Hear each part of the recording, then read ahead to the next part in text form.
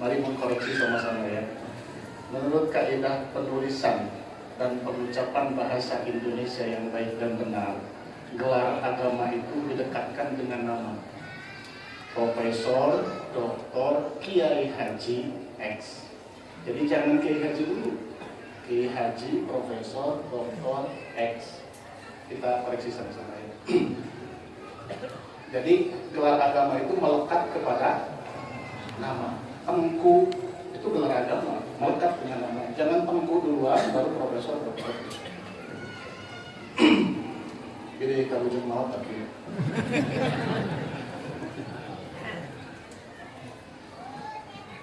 Juga kepada Dr. Kiai Haji Ahmad Rusdi Al-Wahabi MA yang sama-sama kita muliakan, pengacara Abang Jagat dan seluruh fakir-fakir, pemirsa Umi dan seluruh keluarga besar Pesantren Sintarasa.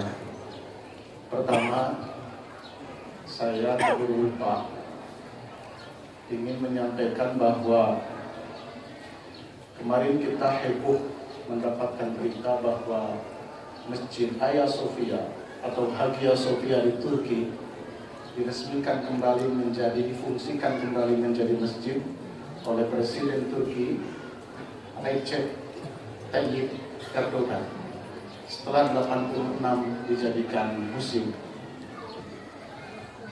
Bapak dan Ibu sekalian, umroh terakhir saya bersama Ibu Hajah Ijo Sofiatullah, putri tercinta bangsa Allah, itu melalui jalur Mesir, melalui jalur Turki. Dan di luar perkiraan kami, tour leader itu membawa ke tempat-tempat yang paling bersejarah yang sebelumnya belum pernah jadi rute kami. Kami melewati Golden Horn, kemudian berziarah ke sahabat Nabi yang bernama sahabat Yusuf Al-Ansari, Syekh Ayub Al-Ansari. Kemudian kami berziarah ke gurunya Muhammad Al-Fatih. Di samping panorama ada masjid, ada makam. Nyaris orang yang lewat ke sana lupa bahwa itu adalah makam gurunya. Lalu ke Hagia Sophia. Di dalam hati saya berbisik saat itu setelah manakiban pakai aplikasi Amaliyah Mursyid.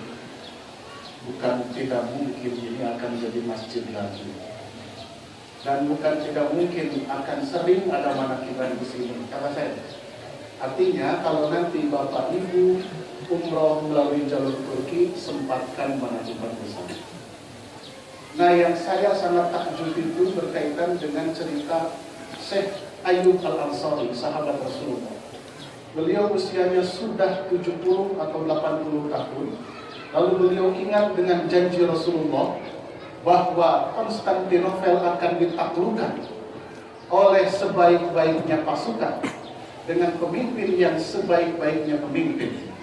Lalu dia coba-coba bergabung dengan pasukan Umayyah ingin menaklukkan Konstantinopel.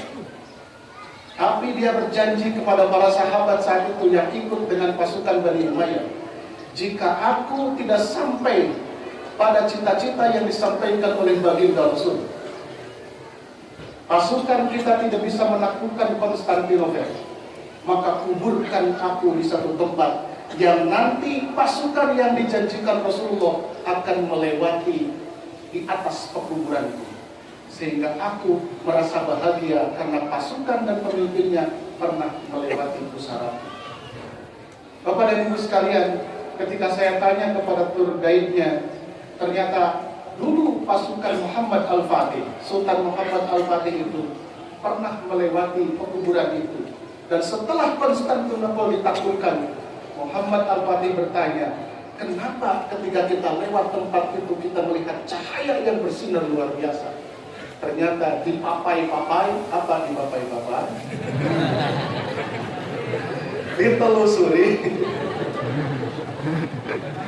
Ditelusuri itu dalam makamnya Abu Ayyub Al-Ansari.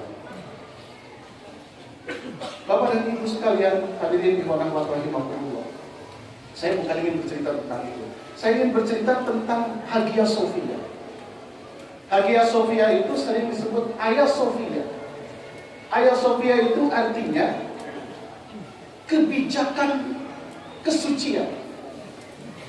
Kalau kita cek, Syekh Muhammad Al-Fatih atau Jenderal Muhammad Al-Fatih itu adalah seorang sufi. Ketika masa penaklukannya, pernah 10 hari dia tidak keluar dari tenda. Kenapa? Stres, karena pasukan Konstantinopel gak kalah-kalah. Sampai di Golden Horn itu, ya, di Tanduk Emas itu, jadi pasukan Konstantinopel membuat batas supaya kapal tidak bisa melewatinya dengan memasangkan rantai. Jadi kapal itu nggak bisa lewat ke sana, saking besarnya rantai. Lalu apa yang dilakukan oleh Muhammad Al-Fatih? Dia mendorong kapalnya ke satu bukit, didorong Pak, tidak melewati air, didorong oleh para prajuritnya, berapa ribu yang meninggal karena tergilas ketika dorong mundur lagi, tapi akhirnya bisa ditaklukkan. Bapak dan Ibu sekalian, silahkan cek di YouTube, baca sejarah. Yang menguatkan Muhammad Al-Fatih adalah Syekh Mursi. Jadi kita cek para pejuang di Indonesia, Pangeran Diponegoro, siapapun, rata-rata mereka sejauh penelusuran saya, mereka adalah kaum sufi. Ketika sekarang mendengar kita berita bahwa Hagia Sophia difungsikan menjadi masjid lagi, bukan tidak mungkin, dan saya yakin peradaban dunia di masa depan akan dipegang oleh kaum sufi. Yakin? Tapi kata Abah, tidak akan mewujud peradaban kalau kita masih menjadi manusia-manusia yang biadab. Karena peradaban adalah memberadabkan diri kita semua. Kenapa? Kalau satu beradab, dua beradab, tiga beradab, semua yang hari ini beradab, maka paling tidak miniatur peradaban dunia sudah hadir di padang Arafah pagi ini. Alhamdulillah. Kita saksikan, kapitalisme tidak mampu bertahan lama, komunisme tidak mampu bertahan lama, maka kelak dia akan memegang panggung peradaban dunia. Abah sudah mencetuskan peradaban dunia, bukan peradaban Islam, tapi peradaban dunia. Mereka adalah kaum sufi. Mungkin saya atau siapa saja. Karena itu saya pagi ini ingin menyambung apa yang disampaikan oleh Pak Bajaga tadi subuh. Kata seorang sosiolog berkebangsaan Amerika, namanya Talcott Farsoy, kalau kita ingin sukses, maka perhatikan rumusnya. Rumusnya tadi Abah Jaga menyebutkan ada 4. Saya juga akan menyebutkan rumusnya agil, A-G-I-L. Apa? Agil. 1. A. Adaptation. Apa? Beradaptasi. Kenapa harus beradaptasi? Kita semua harus mengakui belum bisa melakukan amalia sesempurna bangsa Adam. Betul nggak? Maka perlahan sedikit demi sedikit kita mengadaptasikan diri supaya sama seperti para sahabat. Ngenteng kata-kata. Apa ngenteng? Enaknya penceramah terakhir gitu. Beradaptasi. Tapi Rusdi kalau tidak salah di mana bulan apa ya? Pernah melontarkan pertanyaan, Bapak dan Ibu tahu nggak mengapa para sahabat dalam segala kondisi selalu berpakaian rapi? Soklah, kita cek apa bahasa Indonesia soklah? Ajujur, assalamualaikum. Ya, Ajujur sudah nonton dari Al-Jurnal. Sudah gimana bos? Bapak Ibu, saya diajari ketika kuliah itu teori dramaturgi. Dan ini yang Allah mengantarkan kepada saya bertemu dengan para sahabat dan meyakini para sahabat. Teori dramaturgi. Apa teori dramaturgi? Kalau kita melihat seseorang ceramahnya keren, terpukau semua orang, menangis karena mendengar ceramahnya. Kata Buya Hamka di dalam bukunya Tasawuf Modern, la ta'jabanna minal khatibi khutbatan hatta yarumma bil fa'ali dalila. Jangan kau terpukau dengan ceramah seseorang sampai yang diceramahkannya menjadi pribadinya dalam kehidupan sehari-hari. Jangan terpukau. mengantarkan saya bertemu dengan pengusaha Abah dan yakin bahwa beliau adalah pelanjut kemursidan dalam pendidikan seperti yang pernah saya. Kenapa? Karena saya terpukul oleh seseorang yang luar biasa. Udahlah, nggak usah teruskan. Saya udah dramaturg itu begini, bercerita tentang panggung depan dan panggung belakang. Saya ini di panggung nih, pakai jas pemberian pengusaha Abah. Tidak ikut. Dan pakai gamis pemberian TIC, pakai peci pemberian istri saya, yang lain-lainnya semua pemberian. Di depan saya berpenampilan bagus sekali. Oh, akhlaknya dibaik-baikin, mohon Abah, terus apa? Tapi mundur dari panggung, oh, keluar sifat aslinya. Teori dramaturgi ingin mengecek bagaimana keadaan panggung depan dengan panggung belakang, linear atau tidak. Mari kita lihat guru kita yang mulia para sahabat. Kapan saja beliau selalu menjaga penampilannya. Akhlaknya linear di depan dan di belakang. Teaya populasan. Apa bahasa?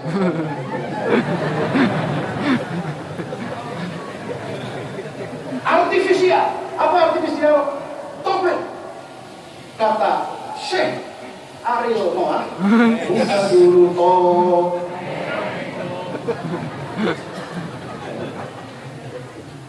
Subhanallah. Ya?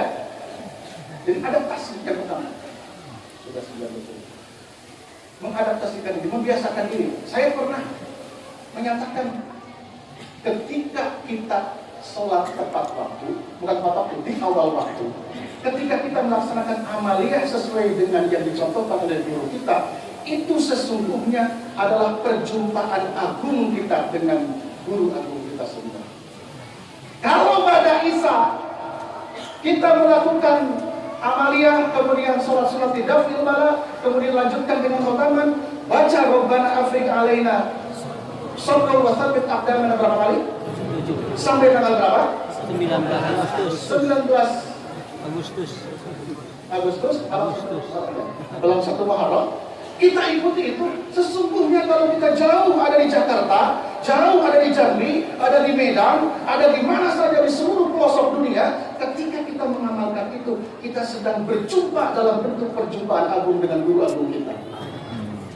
Itu mengadaptasi diri. Jangan ada di video, ya boleh di Sinara Sate. Pulang ke rumah, balas dendam.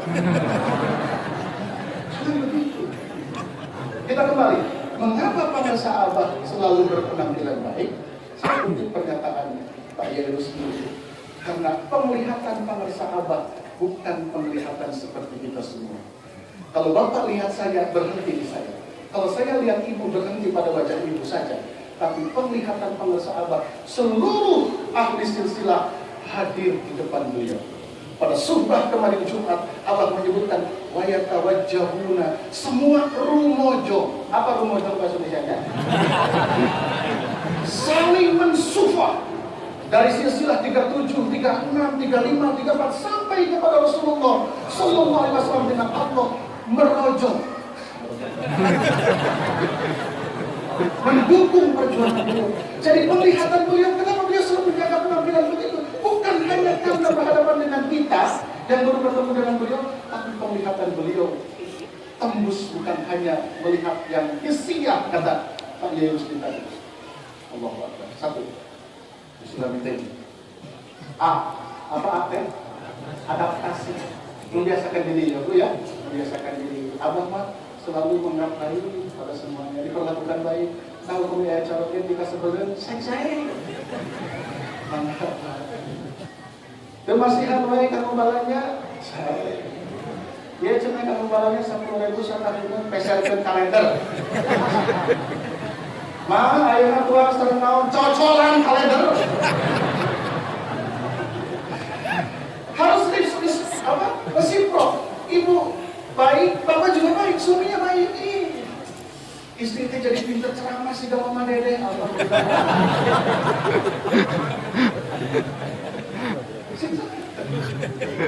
Nah, hukumnya kausalitas. Coba Bapak jadi ibu sehari saja mati ya. Mati ya. Tapi terus ngebiarkan masa diukan. Iwaran berbojosok istirahat tadi. Ke bawah berbelakang. Cari 15 menit angkat tangan. Ke sana. Nomor 2. Agil, A-G. G itu apa? Goal. Apa Bu? Goal itu tujuan. Apa tujuan kita? Ilahi, anta maqsudi, waridoka, madrubi, akbili, kata Muhammad. Jadi datang ke Sinarasa, jangan membuat kolam di dalam kolam. Abah sudah sediakan kolam yang besar. Silahkan sesuai dengan mujahadah kesungguhannya masing-masing. Dapatkan ikan yang ada di sana. Semua berhak mendapatkan ikan hiu yang paling besar. Tergantung usahanya masing-masing. Jadi simpanlah, terlalu recehkan kalau cari uang di Sinarasa. Meskipun di Sinarasa banyak uang, tapi di sini kita mengambil semangatnya supaya pulang dari sini kita semakin banyak uang. Karena mengapa? Karena yang sedikit pun akan terasa banyak kalau hatinya senantiasa bersama-sama dan yang memberikan semua yang banyak. Alhamdulillah. Tujuannya. Ayo, sama-sama. Kita diberitahu oleh para sahabat yang telah ditahu sudut. Kita ditalkin itu untuk apa? Satu, tasbiyah di qulubi. Rasulullah mentalkinkan kalimat thayyibah kepada sahabat itu untuk tasbiyatul qulub para sahabat. Yang kedua, tazkiyatun nufus. Tadi malam disampaikan oleh Pak Yai. Ya. Kemudian apa lagi? Wa isolihim ila hadratillah. Tidak kamu kita akan diantarkan oleh guru kita masuk ke hadrat Allah. Yang keempat, wa ila sa'adatil abadiyah, diantarkan kepada kebahagiaan yang abadi. Bukan pasca mati kebahagiaan yang abadi itu, tapi hingga dari kini hingga nanti, ya. Dari sekarang sampai nanti kebahagiaan itu dirasakan oleh kita. Kebahagiaan karena menjelaga di dalam jiwa kita, terus ada dalam hati kita. Setiap saat, setiap detik, setiap waktu yang dilewati, kita senantiasa bahagia. Kak, sekarang mah sudah ada di wilayah kita. Kalau ada yang wafat, ada yang meninggal, ikhwan itu sudah jarang kita menemukannya. Allahumma firlahu warhamhu. Apa komentarnya? Selamat jalan, bahagia, dijemput dan diantar ahli silsilah. Di sini senang, di sana senang. Barokah pada Muhammad sahabat al-Fatihah. Luar biasa. Yang kedua apa? Yang ketiga apa? A-G-I, integration. Apa integration itu? Persatuan. Ini yang ingin semangat saya sampaikan siang kali ini. Apa yang dimaksud dengan persatuan? Ayo, seluruh komponen yang ada di bawah pengasuhan tarbiyah para sahabat kompak bersatu. Siap nggak? Di sana ada Jundun Budaya Al-Baqarah 38, ada Garda PKJ, ada Balter, ada CPN, ada siapapun seluruh layanan-layanan yang disediakan oleh para sahabat bersatu supaya kita lebih kuat. Para kiltalkin, ulama kia-kia. Apa Pak kia-kia?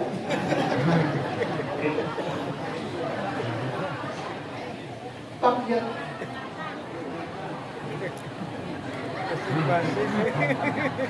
Tidak seia sekata.